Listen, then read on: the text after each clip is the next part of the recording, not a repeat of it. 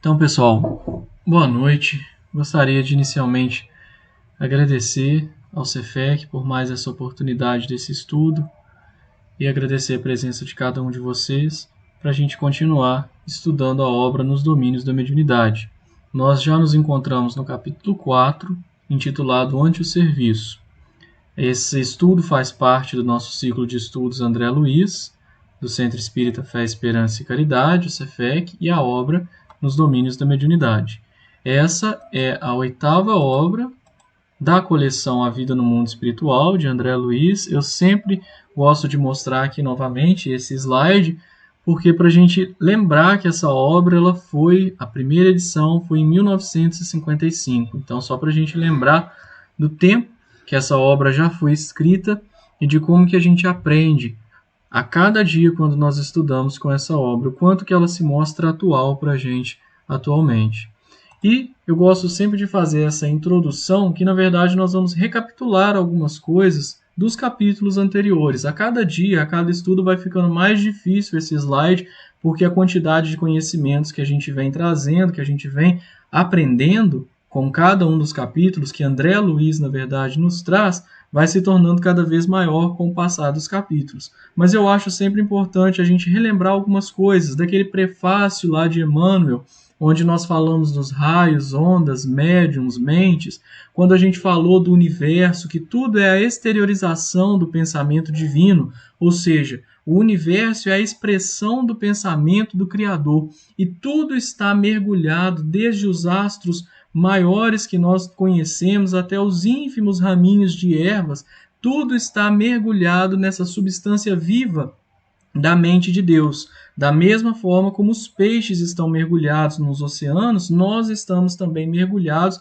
nesse plasma divino, nesse fluido elementar que é a substância mantenedora de todas as associações das formas, nos domínios inumeráveis do cosmos, conforme nos diz Emmanuel nesse prefácio. Então, o fluido cósmico é essa substância onde vibram e vivem todas as criaturas, todos os seres, fazendo essa analogia como se fôssemos peixes no oceano, peixe na água e todas as criaturas imersas nesse fluido cósmico universal.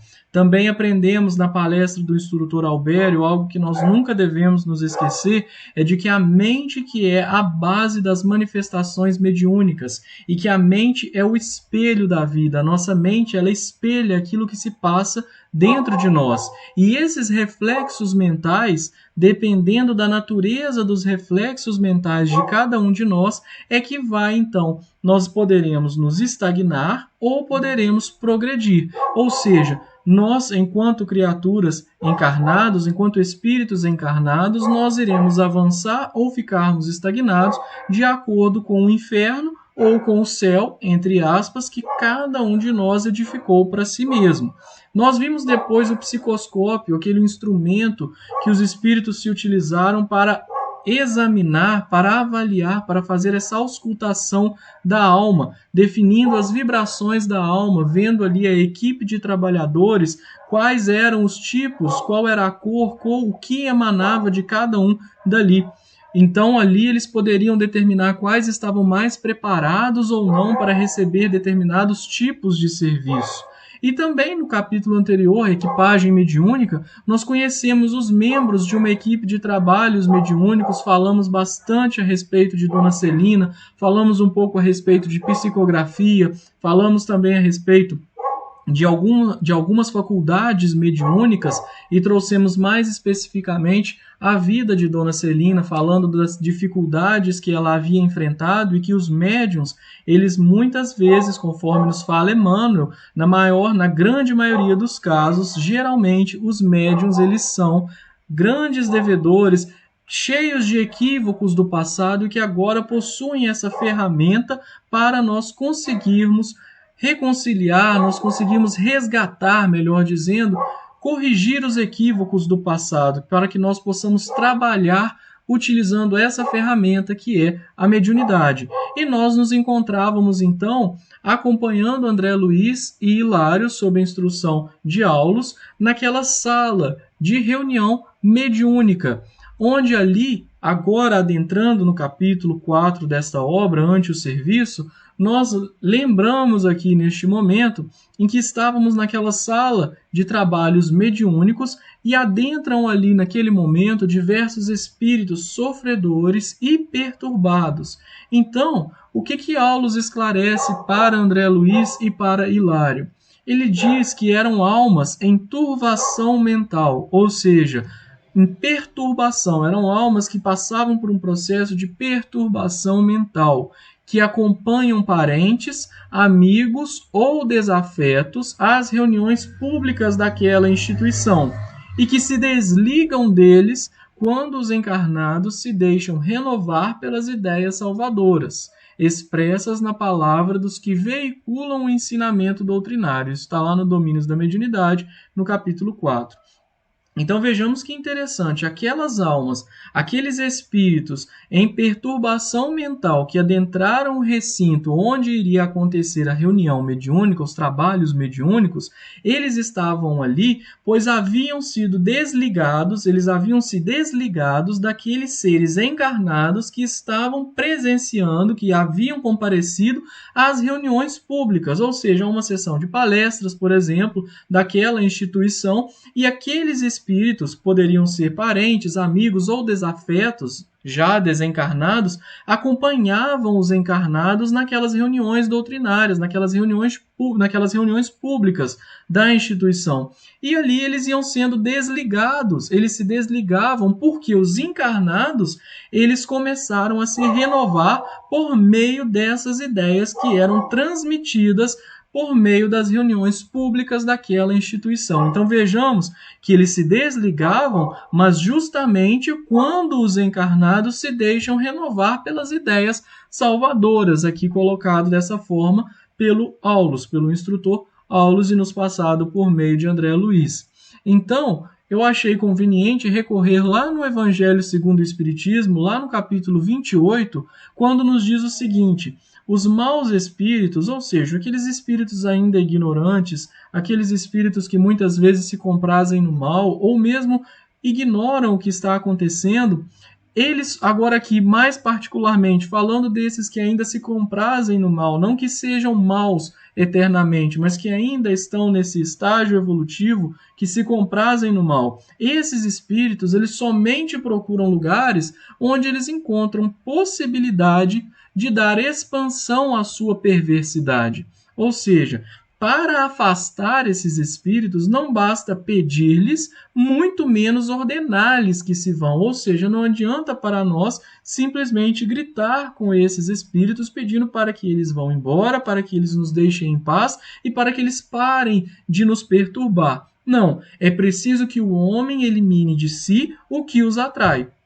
Ou seja, os espíritos maus, eles farejam as chagas da alma, da mesma forma que as moscas farejam as chagas do corpo. Assim como se limpa o corpo para evitar a bicheira, também se deve limpar de suas impurezas a alma para evitar os maus espíritos. Vivendo num mundo onde esses pululam, nem sempre as boas qualidades do coração nos põem a salvo de suas tentativas. Dar-nos-ão, entretanto, forças para que lhes resistamos. Ou seja, muitas vezes, como nós estamos em um planeta ainda que passa, que possui e diversos desses espíritos por conta do nosso próprio entendimento de como que o homem, do próprio caráter moral da humanidade, então nós vivemos num mundo onde esses que ainda se comprazem no mal existem aos montes. Então, muitas vezes, nem sempre somente as boas qualidades do coração vai nos pôr a salvo das suas tentativas, mas a gente precisa dessas boas qualidades para que a gente resista a essas tentativas. Ou seja, não basta simplesmente dizer para que eles se afastem de nós. É preciso que a gente modifique dentro de nós para que assim nós consigamos eliminar o que os atrai. Da mesma forma, a analogia feita aqui pelos espíritos é fantástica, porque se uma mosca, se eu deixo, por exemplo, uma manga em cima da mesa, com certeza vai juntar moscas ao redor daquela manga, das cascas da manga, da casca de alguma fruta. Então não adianta eu tocar as moscas, porque elas vão retornar novamente, porque a causa que as atrai ainda se encontra ali. Enquanto nós não eliminarmos de nós mesmos aquilo que os atrai, então eles vão continuar voltando. Então, a responsabilidade nesse aspecto é nossa. Nós precisamos de nos modificar. E ainda no Evangelho segundo o Espiritismo, lá no capítulo 28, nos diz que a obsessão é uma ação, é a ação persistente que um espírito mau exerce sobre o indivíduo. Apresenta caracteres muito diversos, desde uma simples influência moral, sem perceptíveis sinais exteriores, até a perturbação completa do organismo e das faculdades mentais. Nós não vamos adentrar muito a fundo nesse tema, mas aqui é importante nós comentarmos aquilo que foi dito anteriormente. Devido à inferioridade moral dos habitantes do planeta Terra, os espíritos maus, eles pululam, conforme foi dito, em torno da Terra, justamente em virtude desse atraso, dessa inferioridade moral. E ainda, segundo o Evangelho segundo o Espiritismo, é dito que a ação malfazeja, ou seja, essas ações que esses espíritos fazem, que eles têm, ela faz parte dos flagelos que a humanidade se vê, que a humanidade passa. Então faz parte dos flagelos da humanidade. E ainda é colocado no Evangelho que, assim como as enfermidades, a obsessão ela faz parte dessas tribulações pela qual a humanidade passa e deve ser considerada prova ou expiação. E como tal, ela deve ser aceita, deve ser entendida dessa forma. E nós precisamos nos modificarmos para que a gente crie resistência, para que a gente consiga resistir a esse tipo de ação. Da mesma forma que as doenças elas resultam das imperfeições físicas que tornam o corpo acessível a uma determinada influência perniciosa, a uma determinada chaga, a uma determinada doença do corpo físico, a obsessão, conforme nos é colocado no Evangelho segundo o Espiritismo nesse mesmo capítulo, ela é resultado de uma imperfeição moral, não é uma imperfeição física, é resultado de uma imperfeição moral. Então, como da mesma forma, se a gente vai tratar algo físico, a gente precisa de impor a uma força também física, da mesma forma que uma causa moral, a gente tem que opor uma força moral. Daí a necessidade de nós fortificarmos a alma, fortificarmos o espírito. Daí a necessidade de nós nos melhorarmos a cada dia. Então é importante que a gente sempre trabalhe em prol de nos melhorarmos também, até para nós conseguirmos auxiliar aqueles que estão ao nosso redor. Lá no livro Obsessão e Desobsessão, de Sueli Caldas Schubert, ela coloca uma parte que eu achei sensacional quando ela fala que é a obsessão ela é a cobrança que bate às portas da alma. É um processo bilateral. Faz-se presente porque existe de um lado o cobrador, sequioso de vingança, ávido de vingança, sentindo-se ferido e injustiçado. E do outro lado o devedor, que traz impresso no seu perispírito, olha que interessante, o devedor, ele traz impresso ali no seu perispírito as matizes de culpa, o remorso ou do ódio, as matizes de culpa, o remorso ou do ódio que não se extinguiu. Então é um processo bilateral, olha só que interessante. Então, é uma espécie de cobrança que vem bater às portas da alma. Então, não é algo assim, existe ali todo um processo bem complexo em torno desses processos de obsessão. Aí, em seguida, Emmanuel nos diz, na obra O Consolador, que as chamadas atuações do plano invisível de qualquer natureza não se verificam à revelia de Jesus, indo ao encontro daquilo que nós acabamos de verificar na obra da Sueli Caldas Schubert. Ou seja, todas essas atuações do plano invisível, elas não se verificam à revelia. Tá vendo? Olha só que importante. Elas não se verificam à revelia de Jesus e de seus prepostos, mentores do homem na sua jornada de experiências para o conhecimento e para a luz. As perseguições de um inimigo invisível, ela tem um limite e não afetam o seu objeto, senão na pauta de sua necessidade própria, porquanto, sob os olhos amoráveis dos vossos guias do plano superior, todos esses movimentos têm uma finalidade sagrada, como a de ensinar-vos a fortaleza moral, a tolerância, a paciência, a conformação nos mais sagrados imperativos da fraternidade e no bem. Então essas atuações, elas não são por acaso, elas não são aleatórias, elas não se verificam à revelia. Então nós estamos vendo aqui um propósito mesmo quando isso tudo acontece, da mesma forma que lá no Evangelho falava, para que nós entendêssemos esses processos também como provas ou expiações, dependendo de casos a casos. Então, todos esses movimentos, eles possuem uma finalidade sagrada, conforme nos diz Emmanuel. E Martins Peralva nos diz também na obra Estudando a Mediunidade, lá no capítulo 8, que naturalmente há sim obsessões cujas raízes se aprofundam na noite escura e tormentosa dos séculos e milênios, que pedem assistência direta e específica. Ninguém contestará essa verdade, acreditamos. Então são casos que se perdem ali na noite escura e tormentosa dos séculos e milênios. Existem ali processos que nós contraímos débitos de séculos e séculos e séculos atrás e ainda precisaremos prestar conta dessas questões. E dessa forma ele coloca: isto é verdade, ninguém contestará isso, conforme está na obra Estudando a Mediunidade.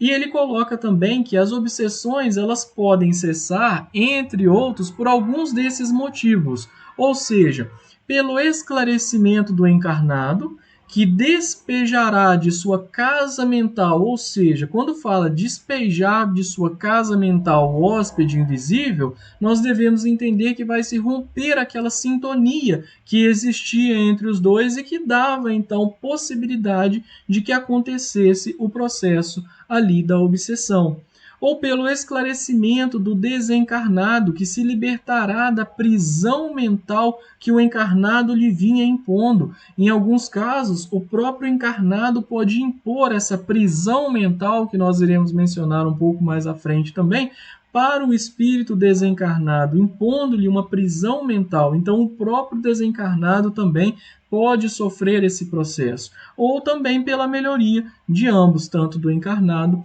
quanto do desencarnado. Voltando então à obra Nos Domínios da Mediunidade, olha só o que nos é colocado.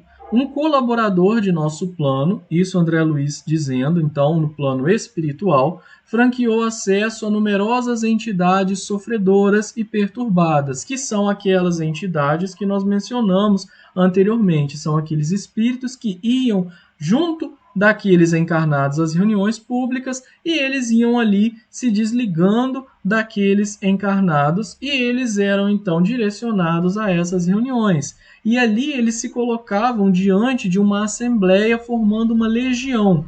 Nenhuma dessas entidades, nenhum desses espíritos vinha até nós. Isso André Luiz dizendo, constrangidamente.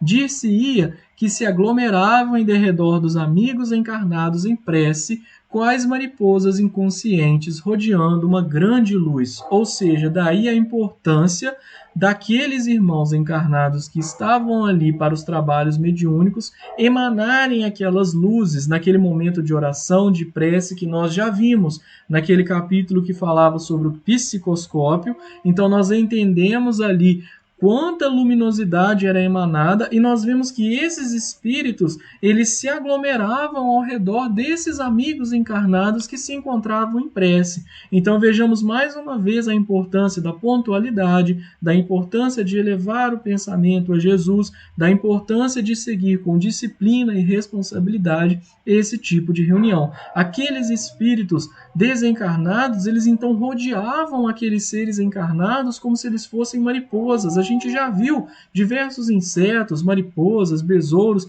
que sempre voam em direção à luz e batem e ficam ali inconscientes, rodeando uma grande luz. Esses amigos sentiam essa necessidade da luz da mesma forma que esses insetos, conforme colocado aqui essa analogia. Então eles iam em direção à luz. E esses espíritos, eles vinham fazendo barulho, eles vinham proferindo frases desconexas, provavelmente, conforme André Luiz coloca, proferindo exclamações menos edificantes, provavelmente xingando, proferindo ali diversos xingamentos. Só que assim que eles eram atingidos por essa emanação espiritual do grupo, contando ali todos aqueles que estavam reunidos naquele grupo, elas se emudeciam, ou seja, essas entidades, esses espíritos, elas paravam na hora aqueles xingamentos, paravam na hora aquele barulho, aquele zum zum zum, aquilo tudo que eles estavam fazendo, elas se emudeciam, como se elas estivessem ali sendo contidas, na verdade estavam ali sendo contidas por algumas forças que elas mesmas não conseguiam perceber. E então, modificando o centro mental daqueles que elas habitualmente estavam vampirizando, que eram aqueles que iam ali às reuniões públicas daquela instituição, essas entidades elas se veem despejadas de casa, da mesma forma que Martins Peralva nos fala no livro Estudando a Mediunidade, lembrando que esse despejo está relacionado a essa ausência de afinidade, porque o encarnado ele modificou seus centros mentais. Então existe agora uma ausência, ou seja, deixa de existir a afinidade entre o encarnado e o desencarnado. Então, essas entidades, elas como que se veem despejadas de casa. Algumas delas que também acompanhavam aquelas pessoas às reuniões públicas, elas rebeldes, rebeladas, elas acabavam fugindo dos templos de oração, detestando-lhes temporariamente, assim conforme colocado na obra, os serviços e armando novas perseguições às suas vítimas, que procuram até o reencontro.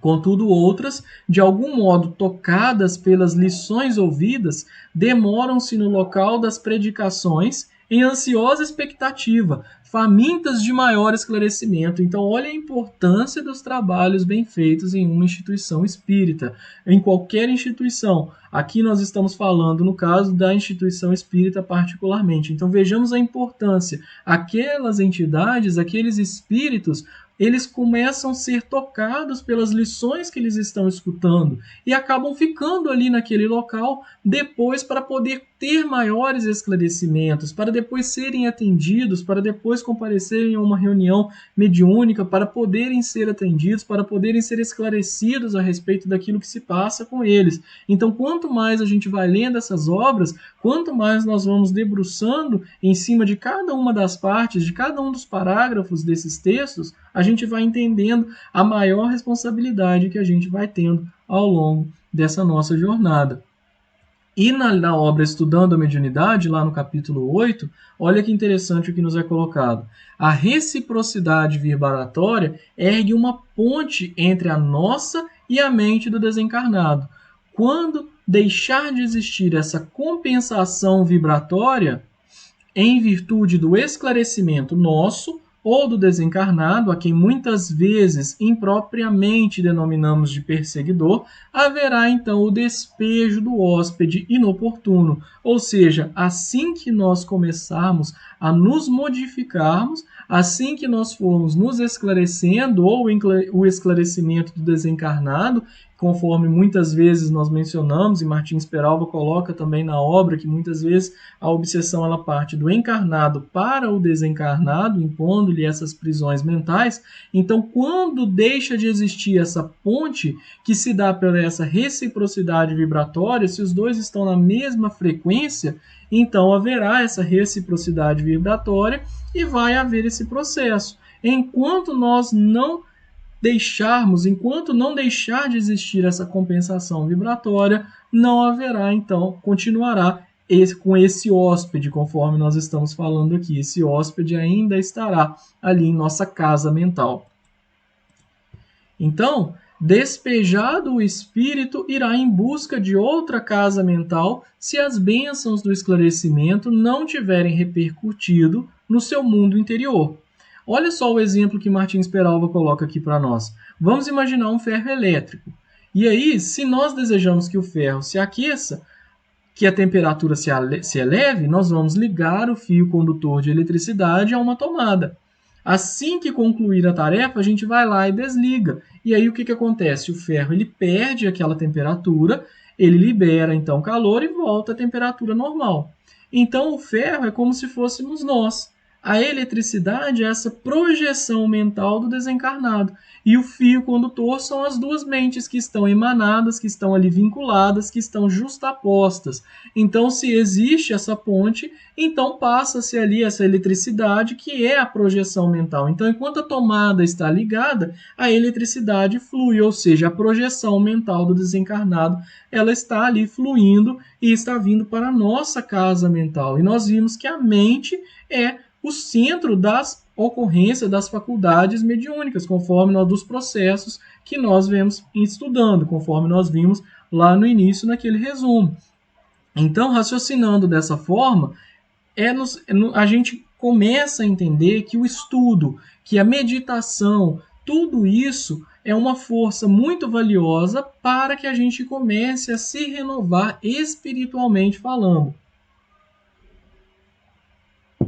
Então, a gente precisa de ir modificando esses nossos centros, o nosso centro mental, substituindo os pensamentos enfermiços por ideais enobrecidos. Começar a realizar, por exemplo, as atividades edificantes, sejam quais forem essas atividades edificantes, mas elas estão intimamente relacionadas com a nossa libertação dessas entidades, desses espíritos ainda menos esclarecidos. Então a gente é imprescindível para esse despejo, ou seja, para que deixe de existir essa afinidade, é imprescindível o estudo, a meditação e o trabalho no bem.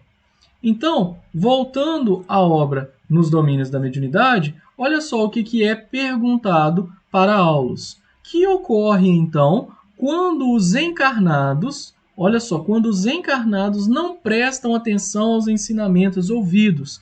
E isso acontece em diversos momentos, nós podemos observar isso. Muitas vezes em palestras públicas a gente observa a pessoa, muitas vezes nós mesmos, vou falar aqui, não vou nem falar num termo geral, muitas vezes a gente não consegue prestar atenção, muitas vezes nós estamos, como se diz popularmente, viajando, ou seja, a mente está em outro lugar, só o corpo está presente ali na cadeira, mas a gente nota muitas vezes que a pessoa está olhando para outro canto, não está prestando atenção. Então, olha só o que acontece. Quando nós estamos numa situação desse tipo, é como se nós passássemos por esses santuários da fé na condição de urnas cerradas, impermeáveis ao bom aviso, continuam inacessíveis à mudança necessária, ou seja, alguma coisa impermeável é uma coisa que é impossível de ser penetrada por fluidos, sobretudo por líquidos.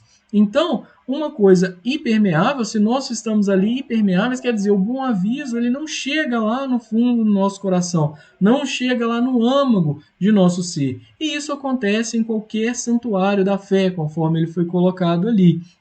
E nós precisamos de ter esse sentimento na hora que nós estivermos ali em uma reunião espírita, na hora que nós estivermos assistindo uma palestra, na hora que nós estivermos escutando um estudo, é necessário então que nós lembremos desses ensinamentos. Por isso a necessidade da gente estudar, a gente começa a entender por que aquilo acontece comigo. Nós vamos falar um pouco mais à frente também desses casos, onde a gente fica sonolento na hora que começa um estudo, ou nós vamos estudar isso aqui um pouquinho, nós vamos ver o que André Luiz também nos fala.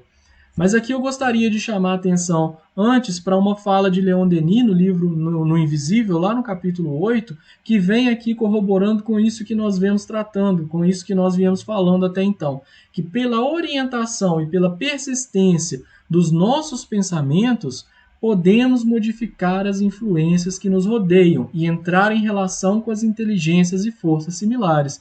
Então, se nós começarmos a pensar coisas edificantes, se nós começarmos a nos preocupar com os nossos pensamentos, nós iremos então, nós podemos modificar essas influências que nos rodeiam, nós estaremos mais acessíveis, por exemplo, ao nosso mentor espiritual, aos espíritos que se preocupam com a gente e tentam nos inspirar boas ações, boas atitudes, mas muitas vezes nós nos fechamos em outros pensamentos e nós não conseguimos captar aquilo que eles estão ali tentando nos falar, mas nós não conseguimos, porque nós estamos fechados naqueles pensamentos ruins, naqueles pensamentos menos edificantes. Então, daí a necessidade de nós persistirmos e de nós direcionarmos os nossos pensamentos para as coisas boas. Agora, olha o puxão de orelha que nós tomamos aqui na obra Nos Domínios da Mediunidade. Porque entre os homens, porém, não é fácil cultivar a vida digna. Olha só, se não é fácil cultivar a vida digna, é muito difícil habilitar-se a criatura à morte libertadora.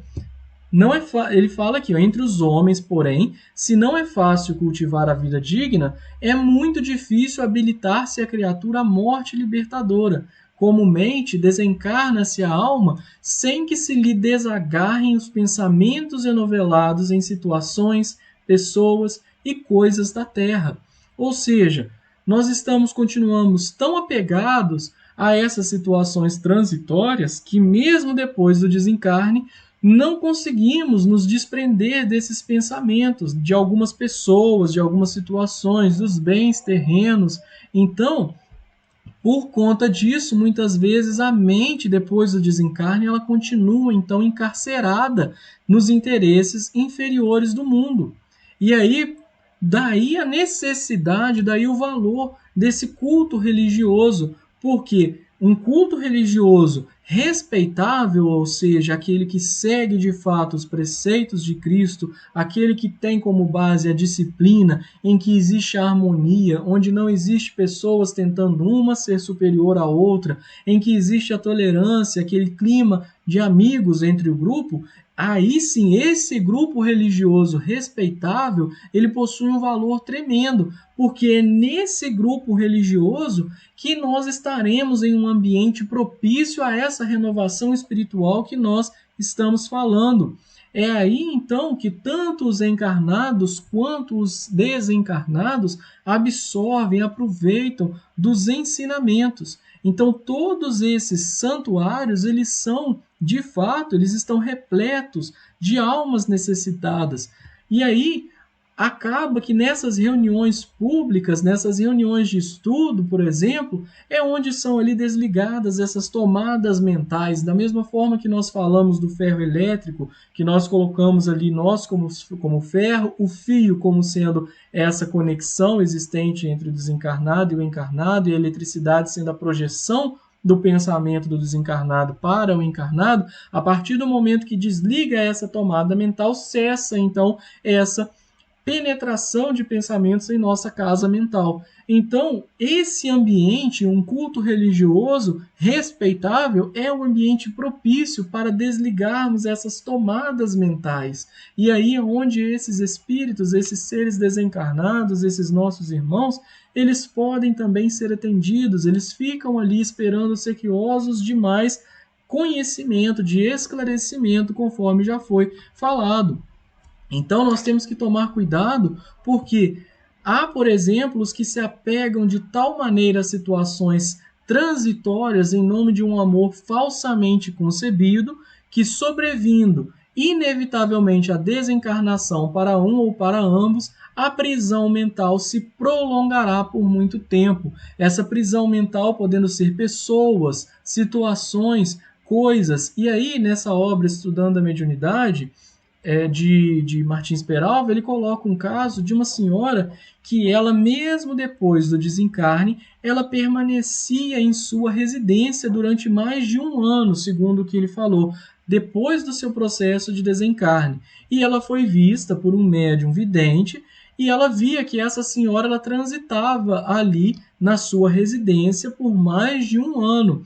E essa senhora, ela não estava inconsciente com relação à sua morte, ela sabia, ou melhor, com relação à sua morte, do corpo físico. Ela sabia que ela havia desencarnado, mas ela continuava ali. Ela sabia que ela tinha consciência de que ela estava desencarnada. E o que, que ela fala para esse médium? Ela diz: ó, meu amigo, como está sendo difícil deixar a casinha, essa varanda tão gostosa, os familiares, os objetos, e por muito tempo ainda o nosso companheiro a viu na varanda, calmamente sentado em uma cadeira de balanço, conforme se encontra na obra Estudando a Mediunidade, lá no capítulo 8. E aí Martins Peralva nos diz: tal vida, tal morte. Então, aqueles interesses que ela cultivava durante a vida, ela continuou cultivando após a morte. E mesmo ciente do seu desencarne, ela continuava ali na sua residência, ela continuava ali na sua casinha. E aí ele ainda nos diz que diariamente milhares de pessoas desencarnam, porém só algumas se libertam, ou seja, continuam com essas prisões mentais. E também ainda nessa obra, na obra Nos Domínios da Mediunidade, olha só o que nos vem sendo dito. As entidades vampirizantes operam contra eles. Aqui agora, vamos voltar então. Depois de falado tudo isso a respeito dessas dificuldades, dessas tomadas mentais, nós lembramos que o ambiente na casa espírita, por exemplo, é um ambiente propício para o desligamento dessas tomadas mentais. Mas vamos retomar aquela pergunta que foi feita anteriormente por Hilário, que é quando os encarnados não prestam atenção nas perguntas, ou melhor, não prestam atenção nos ensinamentos passados, não prestam atenção naquilo que está sendo discutido em um estudo ou em uma palestra. E aí o que acontece? Olha só o que Aulus esclarece. As entidades vampirizantes operam contra eles, muitas vezes, envolvendo-lhes os ouvintes em fluidos entorpecentes, conduzindo esses últimos ao sono provocado, para que se lhes adie a renovação. Por que eles querem que se adie essa renovação?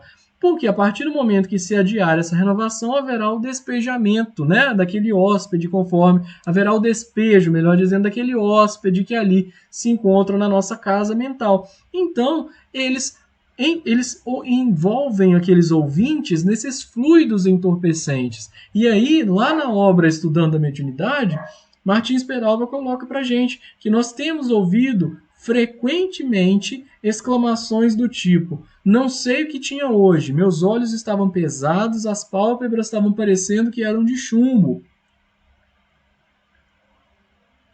E vem o sono, e vem aquela sonolência, e a pessoa começa a ficar cansada. E aqui na obra Nos Domínios da Mediunidade nós estamos entendendo o que estava acontecendo naquele momento. Agora, nós também não generalizamos, não vamos generalizar em 100% dos casos. Mas olha o que Martins Peralva nos diz. Excetuando-se os poucos casos de esgotamento físico, pois sim, podemos ter perdido noites de sono ou excesso de trabalho. Isso pode sim acontecer e nós estaremos cansados. Isso é normal. Então, por isso que nós não estamos aqui batendo um martelo dizendo que é em 100% dos casos. Existem os casos, sim, de esgotamento físico e cabe a cada um de nós julgar a si próprio naquele momento se aquele sono é um esgotamento físico, é um cansaço, ou hoje eu passei o dia inteiro tranquilo, sem fazer nada, e agora na hora que eu cheguei aqui no centro animado, e na hora que eu começou a falar, na hora que eu adentrei a casa espírita, que o palestrante começou a falar, me veio um sono. Então a gente precisa de perceber essas questões, porque aqui olha só então o que ele fala: excetuando-se esses poucos casos de esgotamento físico, em virtude de noites perdidas ou de excesso de trabalho, podemos guardar a certeza de que os acompanhantes desencarnados estão operando magneticamente no sentido de que tais pessoas, adormecendo, nada vejam, nada ouçam, e nada ouvindo e nada vendo, ficarão um longo tempo à mercê de sua incômoda e vampirizante influenciação. É o que nós comentamos anteriormente. Bastará uma análise atenta para a colheita de resultados impressionantes. Aqui nós estamos na sala de trabalhos mediúnicos e aqui Aulus diz a André Luiz e a Hilário para que eles atentem ali naquele momento para que eles possam colher diversos resultados interessantes. Por quê? os próprios amigos espirituais que ali se encontravam, eles tinham estampado no próprio corpo perispiritual os sofrimentos de que eles eram portadores. Então, quando André Luiz e Hilário começam a reparar aqueles que se encontravam naquele recinto, eles notam que muitos se mostravam enfermos, como se ainda estivessem na carne. Membros lesados, mutilações, paralisias, ulcerações diversas. Tudo isso era perceptível a um rápido olhar. Então, na hora que eles viam aqueles irmãos sofredores, eles continuavam ali como se estivessem na carne, enfermos, como se ainda estivessem na carne. Por que que isso acontece? Por que que aqueles irmãos traziam consigo mesmo todas essas enfermidades? Bom, e Aulos esclarece que eles traziam consigo aquelas enfermidades, aquilo na verdade era o estigma dos erros deliberados a que se entregaram. E aí ele explica um pouco mais. A doença, como resultante do desequilíbrio moral, ela sobrevive no perispírito, alimentada, no caso essa doença, pelos pensamentos que geraram aquela doença. Então, se a doença ela foi gerada pelo desequilíbrio mental, ela foi gerada por um desequilíbrio moral, e aquele pensamento ele continua mesmo depois do desencarne, porque a morte não santifica ninguém, então continua ainda com aquele pensamento, e o espírito então irá mostrar estampado no seu perispírito aquelas enfermidades, se esses pensamentos ainda persistirem depois do desencarne. Daí a necessidade do nosso trabalho a cada dia em modificar os nossos pensamentos para que possamos modificar as nossas atitudes. Mas nessas reuniões de intercâmbio, nessas reuniões mediúnicas, esses espíritos, eles adquirem melhoras positivas, porque eles vão assimilando as ideias novas e eles passam a trabalhar essas ideias, ainda que vagarosamente, devagar, porque nada na natureza dá saltos, e eles vão melhorando então a visão interior e estruturando assim novos destinos. Então a renovação mental é a renovação da vida. Então é necessário que se renove a mente para que consiga então renovar a vida. Então, olha a necessidade de nós modificarmos os nossos pensamentos, de nós renovarmos, de nós trabalharmos nessa renovação mental. E nesse instante, eles chegam próximo de um companheiro triste, de um triste companheiro que se encontrava ali naquele recinto, e Hilário pergunta o nome desse indivíduo. E ele responde que ele não tinha nome, que ele se esqueceu, que ele havia se esquecido de tudo. Então vamos fazer a leitura aqui da pergunta que Hilário fala e vamos ver qual que é a resposta. Era um caso de amnésia a ser estudado, mas seria um fenômeno natural? E aí respondem, então, que sim, pode ser natural, em razão de algum desequilíbrio trazido da Terra, mas era possível que o nosso amigo estivesse sendo vítima de vigorosa sugestão pós-hipnótica, partida de algum perseguidor de grande poder sobre os seus recursos mnemônicos, e encontrava-se ainda profundamente imantado às sensações físicas, e a vida cerebral nele ainda é uma cópia das linhas sensoriais que deixou. Assim considerando, é provável que esteja submetido ao império de vontades estranhas e menos dignas, às quais se teria associado no mundo. Então, escutando aquele estudo de André Luiz Ruiz no YouTube, que é um estudo muito interessante que ele faz das obras de André Luiz, ele nos diz também, ele nos elucida muito essa parte aqui do que foi dito, que esse processo, essa amnésia, poderia ser decorrência de alguma vergonha, por exemplo, de que esse espírito não gostaria de se lembrar. E a partir do momento que você não sabe quem você é, você também não se lembra daquilo que você fez. Então isso seria, de certa forma, um recurso psicológico utilizado de uma forma de se defender de si mesmo, daquilo que ele havia feito e de que ele não gostaria de se lembrar que havia feito. Entretanto, ele também pode ter se vinculado a espíritos durante a sua encarnação, por exemplo, pedindo coisas materiais. E aí esses espíritos exigiam dele em troca uma determinada submissão, e ele aceita. Então, ao desencarnar, ele continua sofrendo dessa sugestão pós-hipnótica. Ele aceita, então, aquilo. Ele aceita, enquanto encarnado, se submeter às vontades, aos desejos, aos caprichos desses espíritos.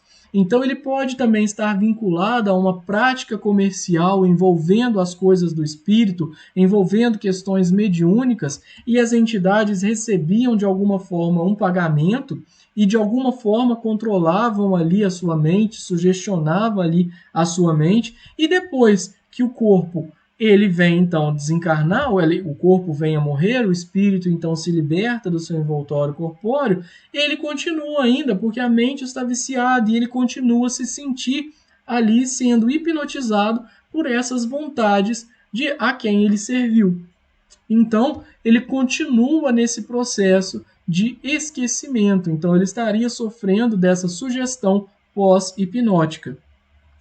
E depois eles chegam perto de uma outra entidade que se encontrava num aspecto deplorável, que se encontrava num aspecto muito triste, e André Luiz faz uma auscultação, ele toca-lhe a fronte e registra a angústia que esse ser possuía. Ele possuía um drama interior imenso, que é aquele caso de um musculoso estivador no cais. Ele era alcoólatra e ele era um homem, conforme nós podemos inferir por meio das palavras de André Luiz, um homem muito forte, de um porte físico bem forte, e ele bebia bastante. Então, quando ele chega em casa, por algum desentendimento, ele acaba agredindo o seu pai. E naquele momento, o ancião, como ele não tinha como revidar, ele não tinha força física para agredir o seu filho, ele agride então verbalmente, gritando que ele era um infame e que o seu braço ele seria transformado em um galho seco. E ainda grita, maldito sejas. Então ele espragueja, entre aspas, o seu filho. E quando ele escuta aquelas palavras, quando ele vê que o pai proferiu aquelas palavras, ele sente então ali um jato de força que é como se estivesse hipnotizando ele. E o que ele faz? Ele volta para as ruas, ele bebe mais e ele acaba se envolvendo em um acidente com um bonde, onde ele vem de fato a perder o seu braço e ele associa a perda do braço à maldição lançada pelo pai. E então ele vive ali por mais um determinado período de tempo, cristalizando essa fala do pai. E aí ele vai cristalizando essa ideia, vai coagulando ali no próprio pensamento que aquela fala do pai foi uma espécie de vingança, foi de ordem vingativa, e aquilo chega tão fundo no âmago do seu ser que ao desencarnar ele apresenta então o membro mutilado ali, ressecado, inerte no seu corpo perispiritual. Então ele apresenta o braço ali da mesma forma que o pai havia dito que o braço dele se tornaria, num aspecto ali de galho seco. Então esse é um caso, conforme nos é esclarecido, um caso de reajuste difícil, reclamando tempo e tolerância, porque o amigo trazia a mente ainda subjugada pelo remorso com que ambientou nele por aquela maldição recebida. Então exige ainda muito carinho para que ele possa então se refazer. E se aquele espírito ele utilizasse da organização mediúnica de algum médium, utilizasse ali da organização mediúnica de algum companheiro daquela reunião, esse companheiro encarnado, para ele seria transmitidas essas sensações de que aquele espírito com o braço perispirítico ali parecendo na forma de um galho seco, seria transferido para aquele médium que estivesse dando passividade naquele momento. Então, isso porque, conforme nos é colocado aqui, assim refletirá no instrumento passivo as impressões que o possuem, nos processos de imanização em que se baseiam os serviços de intercâmbio.